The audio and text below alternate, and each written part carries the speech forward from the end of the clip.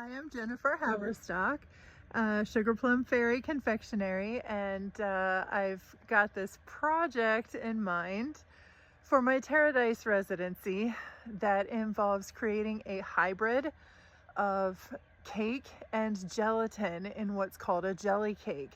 I did one once before and it went great, so I figured why not go big with it this time. It will involve sculpting, it will involve modeling, it will involve gelatin, and it will involve a new art form to me called gelatin art. So I'm going to share all of that with you in this video, and I'm sure it won't all go smoothly.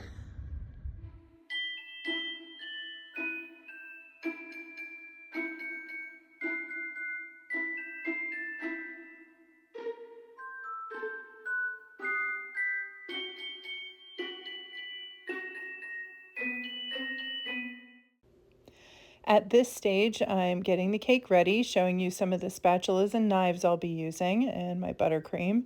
This is a half sheet cake, so it is rather large. And I'm planning to make it in an L shape, so I'm going to be stacking the second cake on the back of the first one. So right now I'm cutting the layers so that they are each a little bit smaller in width than the previous one. So we get kind of a stair-step effect. I tested it to see if it would look better standing up or lying flat, but I decided that lying flat was going to be more stable, so that's what I went with. This is a chocolate cake with buttercream filling. I make the buttercream here at home and call it my soon-to-be world-famous American buttercream.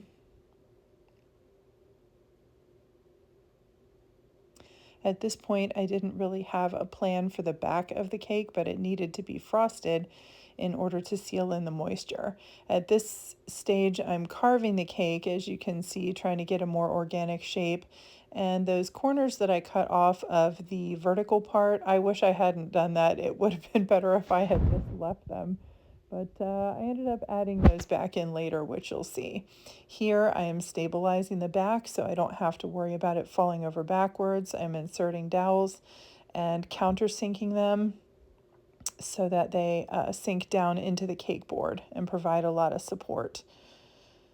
Right here I'm making cake pop clay, which is crumbled cake mixed with buttercream, and I use that to create a natural kind of rock-like substrate.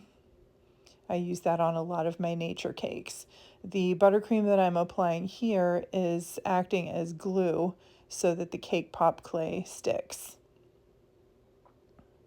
As you can see, I'm using gloves here. I usually don't wear gloves because I tend to wash my hands less, so when I can't feel all the sticky and nasty. So I only wear gloves for things that are extra messy, like working with cake pop clay.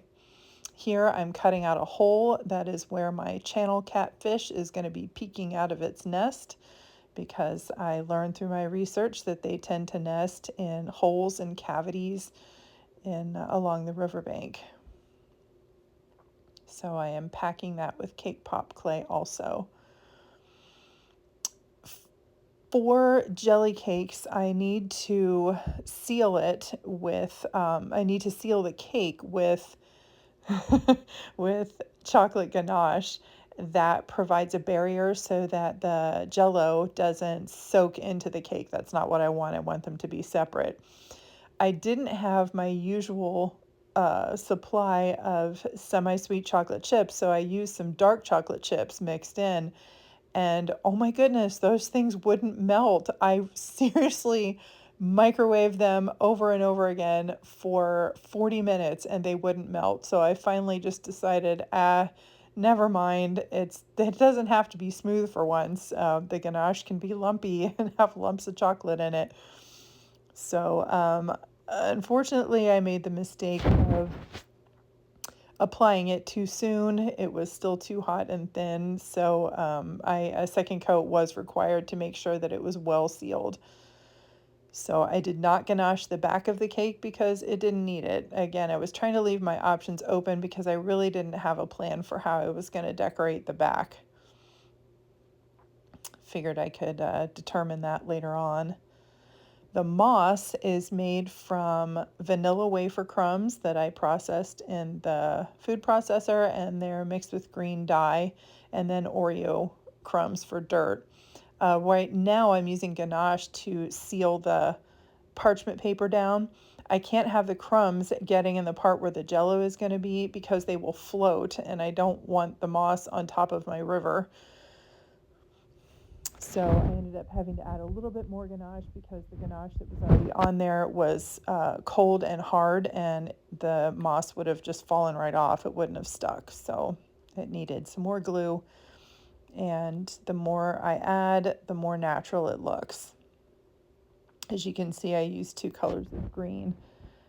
In nature, one thing I find that makes things not look fake is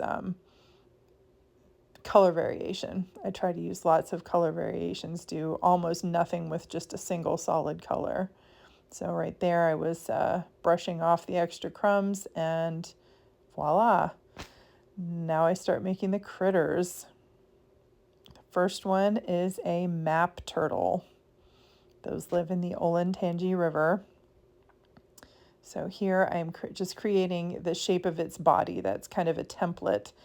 The technique that I'm using here with the modeling chocolate is called caning, where you roll up these canes or logs of various colors of modeling chocolate, or it can be done with fondant as well, or even polymer clay if you want to go non-edible.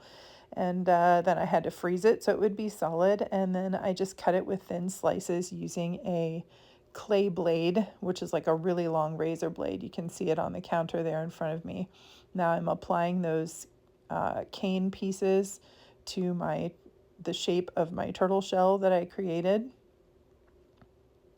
and refining the shape with some of my fondant tools. And in order to make a realistic map turtle, I needed a ring, an outer border of tinier pieces. So I had to roll one of the canes out. I had to roll it out smaller, so that my little pieces would be smaller. And I applied those to a piece of modeling chocolate that I rolled out and flattened. And then I could just wrap it like a ribbon around the edge of the turtle. Here I'm slicing the canes and putting them together in 4, and that just makes for less cutting. I don't have to cut out each individual piece. I can cut them in 4s or even 5. I think I had a couple that had 5. But here I'm making the ribbon and flattening it out. That thing that looks like a defibrillator is called a fondant smoother, and I use it quite a bit to make sure that my fondant, when I flatten it, is an even thickness. So you can see me applying the little pieces of the cane, pressing those down. I'm using shortening as glue. That's what holds the pieces of modeling chocolate together. And there you can see the ring around the edge of the turtle shell. So the map turtle has a pretty elaborate, you can see it there, it has pretty elaborate shell. And then I have to do the belly. So I did the same thing, but with a different cane. This cane had dark green and ivory. And I tried to apply it pretty true to nature, and then at this point here, as I'm filling in around the edges, I was just filling in. I didn't care about authenticity anymore, but I think it came out looking pretty respectable. I was really happy with it. For my crayfish, I only had to do the front of his body because he was also going to be peeking out of a hole. He was peeking out from under some river rocks that you'll see me make later. Here, I'm making the rust color modeling chocolate that I'm going to use for part of his arms. And when I color modeling chocolate, it doesn't come in very many colors. It comes in white, red, and black, and brown.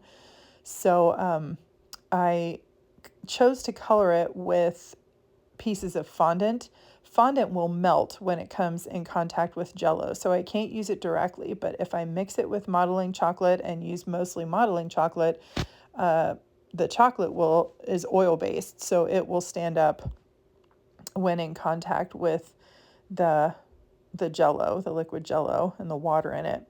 When I make colors, I like to mix fondant with pre-colored fondant with my white chocolate. But if I need a really saturated color, then I have to do gel colors and just knead it in, and that is incredibly messy, and I have to wear gloves when I do it, so it uses gloves, which I don't like wearing, and I also don't like paying for. So yeah, so here I am making the claws, and I ended up leaving the crayfish in several pieces. You can see on my round piece of styrofoam in the back, at the back of my counter there, I have his little head and neck, and I'm making his claws, but I'm going to leave him in pieces, so I won't be able to pick up the whole crayfish. I'll have to set him onto the cake piece by piece, and then hope that when I pour the gelatin in, he won't float away or otherwise get disturbed. So you see me setting him up here, how I intend to have him in his little situation.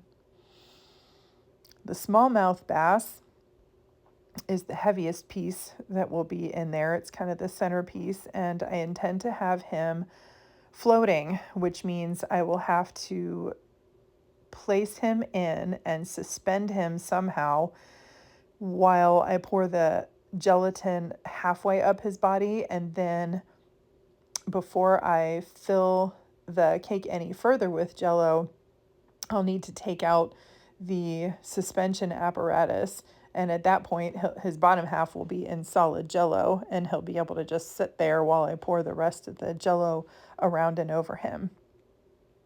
So in retrospect, I wish I had made him smaller.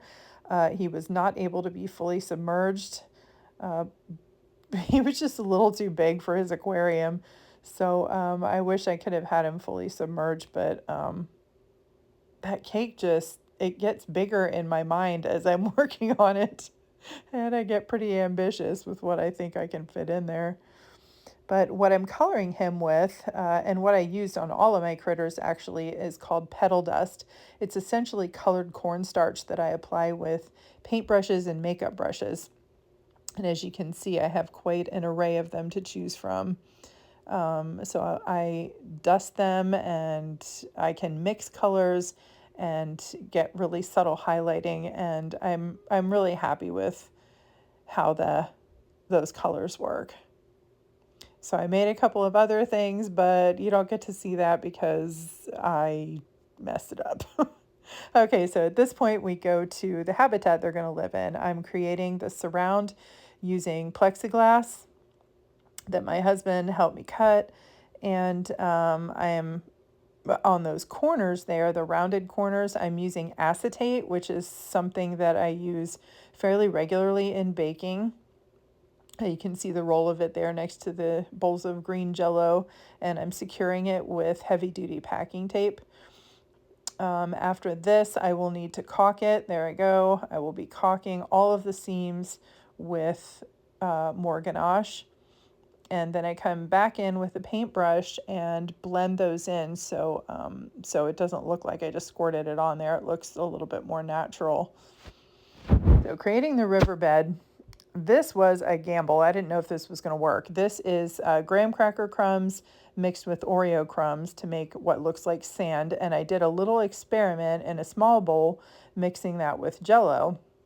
If I just poured the crumbs in and then dumped the Jello on top of it, the crumbs would float, and I don't want that. I want the crumbs to stay at the bottom. So my first pour in this cake was to make that gelatin with the crumbs mixed into it, and then I poured it into the depression that you saw in the bottom of the cake, and it came out really cool. Now I'm making the clear base that will get poured in, and this is water-based. When I make the injectable stuff, which you'll see me use here in a bit, that is made, it's Jello essentially made with milk so that it's opaque. The gerbayas were a gift from my husband a few years ago. He's pretty thrilled that I'm finally using them. This is what they look like. And they just attach to the end of a 30 milliliter syringe. These are not examples of my work. This is work that I aspire to, but you get an idea of what's possible with this gelatin art. And as beautiful as it is, you can see why I'm interested in it. So here is my first ever attempt at doing gelatin art. I had made my gelatin bases, the clear domes here. I made those several days before. I needed to use them, and they are in Christmas ornaments. I think I had one that was actually in a bowl, but you can see I'm poking it in there and trying to get a feel for how hard I need to squeeze that syringe to get the gelatin to come out. That last one, that last poke didn't have much in it, so I didn't squeeze hard enough. But then I would squeeze so hard that I had all kinds of gelatin leaking out the top, which you can see me wiping away several times. And I know that's part of it, but I think I was heavy-handed with it. So as I went along, I got a better feel for how much gelatin I needed to inject. And it's just a really cool process. And the fun thing is, I can't see it. I can't see a whole lot of what I'm doing. So the view that you have down here in the video from underneath really shows it so much better. So I'm just kind of feeling my way around a little bit from the top. But it's fun because it's a surprise. When I turn it over, I can see where the holes are and I can go back and poke them again. Fortunately, it's not time sensitive that way. I did find a couple times my gelatin in the syringe solidified, and I had to stick the syringe in hot water for a second. So I discovered that one needs to work fairly fast because I am sticking it into cold Jello. You can see that the Christmas ornament keeps fogging up, and that's why. It's the condensation from the warm, humid kitchen on the cold Jello. But it was just so fascinating. I could watch this all day. I enjoy watching videos on YouTube, and there's a website called gelatinart.com, Gelatin Art Market. Gelatin Art Market, and I just could watch this all day long. They have wonderful instructions and instructional videos on there. And that was my biggest resource for doing this. This is also where I ordered the clear gelatin. You can't just use the Knox gelatin that you get at the grocery store, the unflavored stuff. It's not clear enough. It comes out yellow and kind of cloudy. And to get this really clear stuff, you have to special order it. And the criterion is it needs to have what they call a bloom count of 300 or more. And this is 300, and I ordered it from Gelatin Art Market. Fortunately, I have a huge bag of it. I ended up needing about half the bag to do this entire project.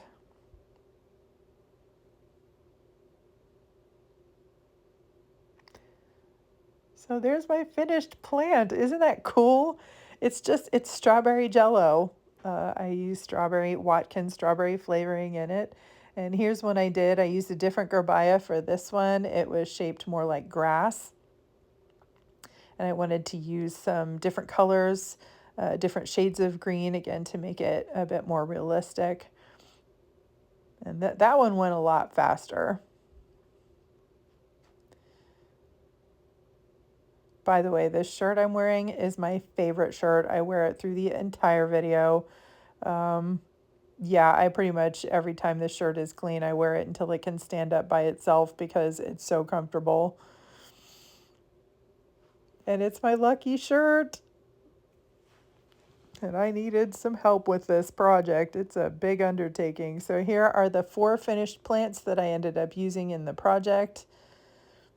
And I was really happy with how they all came out. Getting them demolded was a little tricky. I had to dip them in warm water first, and then jiggle them until they came out. So you can see that I placed all 4 of them in the bottom. This is on top of the first Jello pour that had the crumbs mixed in, so that's solidified now.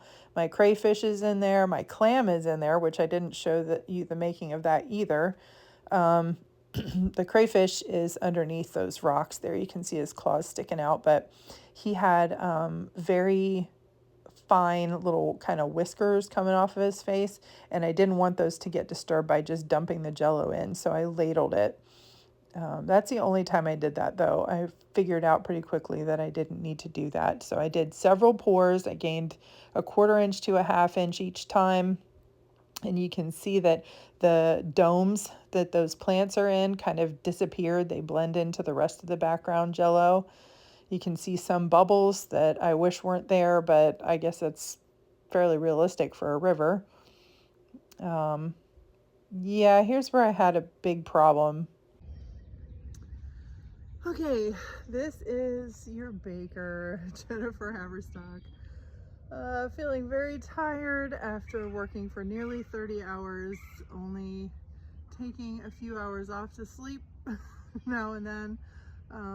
Working on this cake, sitting on the porch swing, taking a break. In the home stretch now, all I have to do is 1 more gelatin pour, and that should top it off. I have a few more characters to add, and then the cake for the most part should be complete. There's finish work to do on the front after I remove the surround that is acting as a Jello mold. But the reason that I'm taking time out right now to give you an update is this could potentially be the end of the project too. When I had finished the last pour that I did last night, my husband, just before we were transporting the cake to the garage fridge, which means going through the entire house with this thing that weighs now about 50 pounds, he noticed that the surround was starting to buckle under the weight. It was starting to pull away from the cake under the weight of the Jello pressing against it, because it was just secured on there with ganache. It was glued essentially. So we shorted up with packing tape in the front. However, then the back started to separate from the cake. So we engineered that with more packing tape and hoped for the best.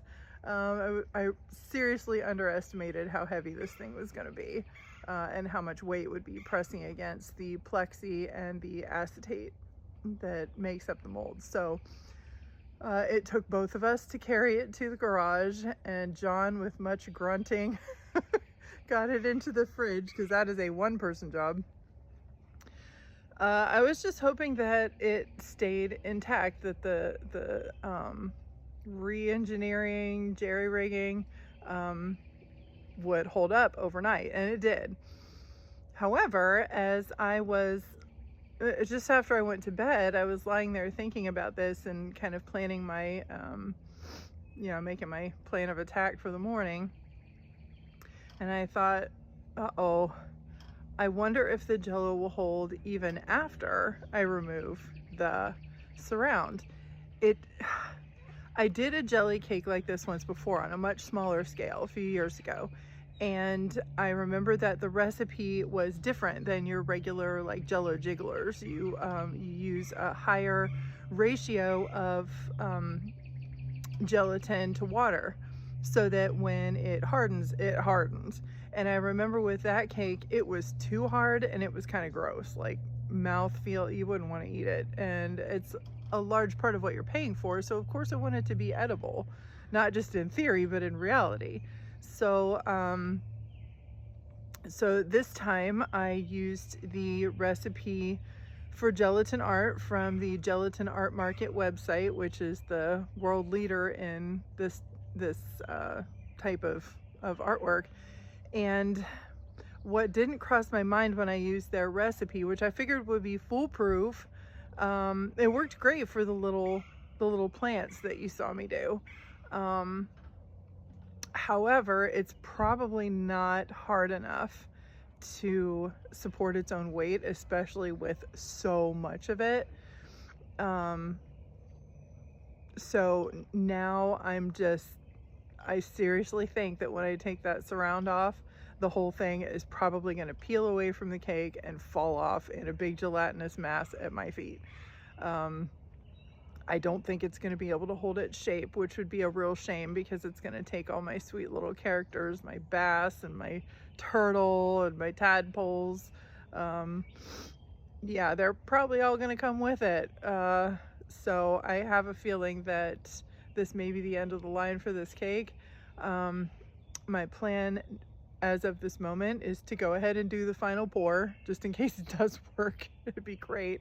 And then I'm going to wheel it out onto the driveway over here, and after it solidifies, and then we're gonna remove the mold, the surround, out here in case it does end up on the ground. Then the garden hose will take care of it. If it does work, great. I will, John and I will muscle that thing back into the house, and I'll finish up the front, because where I take off the surround around the base, the bottom border of the cake, I need to do something with it. It'll just be a raw edge with that ganache, so I want to make it look more natural and organic, and put some leaves and vines and stuff like that, and some what looks like riverbank down there too.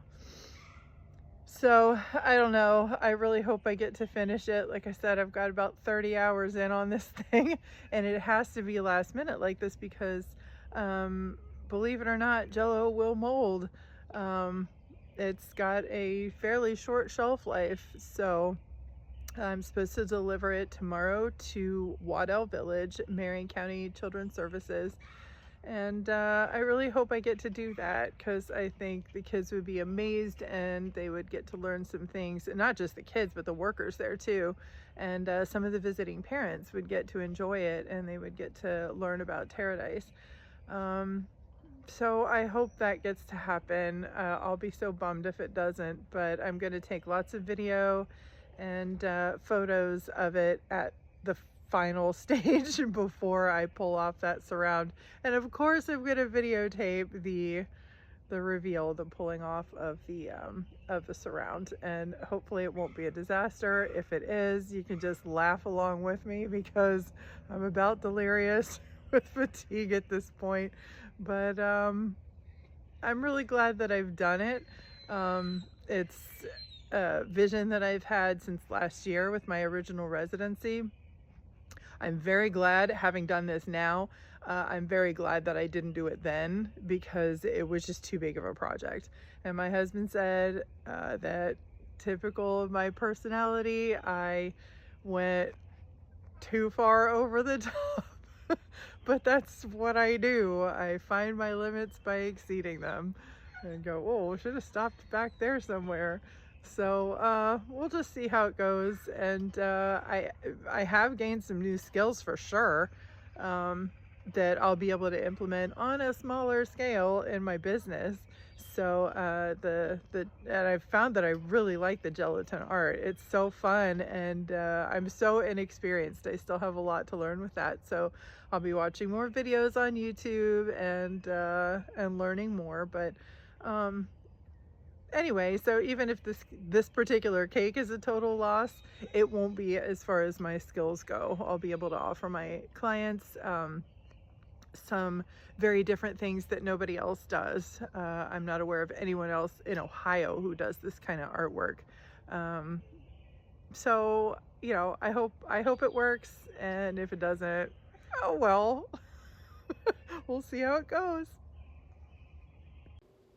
At this point, the cake weighs about 50 pounds, and it took my husband and me both working together to move it and to get it into the fridge. My husband did that by himself and had to work hard, so I decided to do the final pour out here. I actually thought this was going to be the final pour, but the turtle wasn't covered enough and the bass wasn't covered enough, so I went ahead and did one more. But I should have quit while I was ahead. It proved to be a mistake.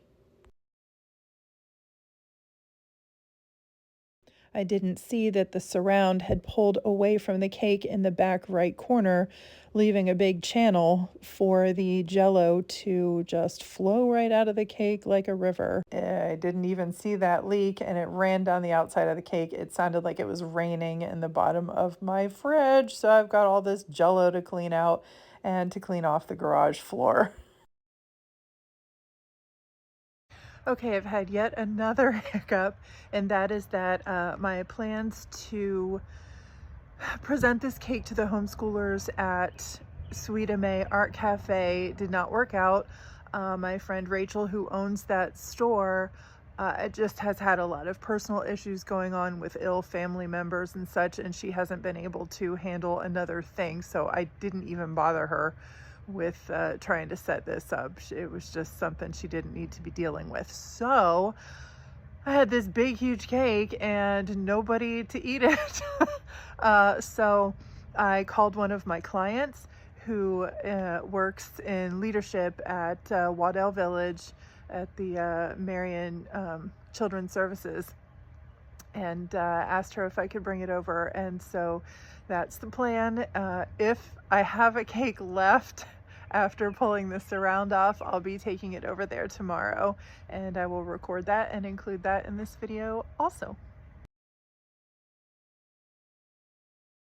Okay, well, here we are. I wanted to do the reveal last night, take the mold off, but it was raining and I really want to do this outside because I'm predicting jello on the floor. But it was raining too much and couldn't do it. It's still raining this morning, and that's all we've got in the forecast all day, so just gonna make the best of it and work here just outside the garage where there's a bit of an overhang and the rain's not so bad. Okay, this is my husband John. He's gonna help me with the big reveal. I'm doing the packing tape across the back. Goodness. It couldn't have been taped any better. It is starting to rain harder now, so time is of the essence.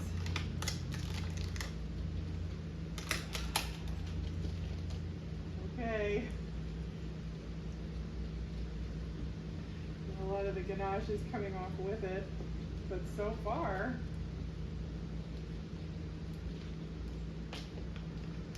oh my gosh, so far it's holding. I'm so shocked. Wait. Oh my gosh, I can't believe it.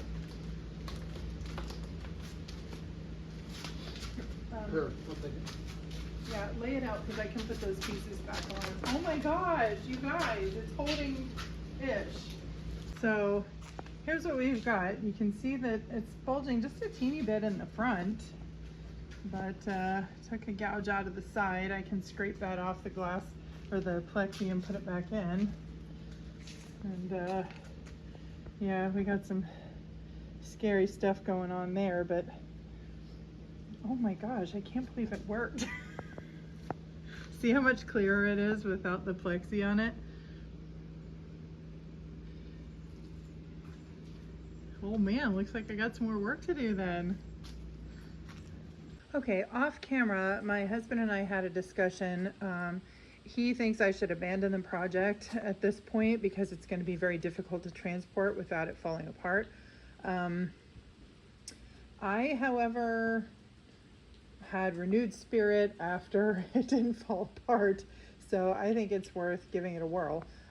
However, it's too heavy and too precarious to try to move inside back and forth to work on, so I'm moving headquarters out to the garage here. Okay, got my work table set up here with the moss and dirt that you remember from before, my gloves to make cake pop clay, fresh water for rinsing my hands because this is all very sticky. I got buttercream and cake layers to make cake pop clay out of. little trash bin, 2 types of paper towels that I'll explain later. That's supposed to go in the recycle bin, and then the ganache and a towel for drying my hands. In this segment, you'll see me revisiting techniques from earlier in the process. Cake pop clay goes around the front. That's banana on the left side and cherry chip on the right. I am adding it over another surround that I added. This one is more pleasing to the eye with plexiglass across the back and a roll of acetate around the front to just bolster the jello for transport mainly. Just painted it all with ganache, which I only needed 1 coat this time, and now I'm jazzing it up with the Oreo and vanilla wafer crumbs again. As we take the final tour, I'll let you listen to the sounds of the rain, which I was enjoying as I worked out in the garage.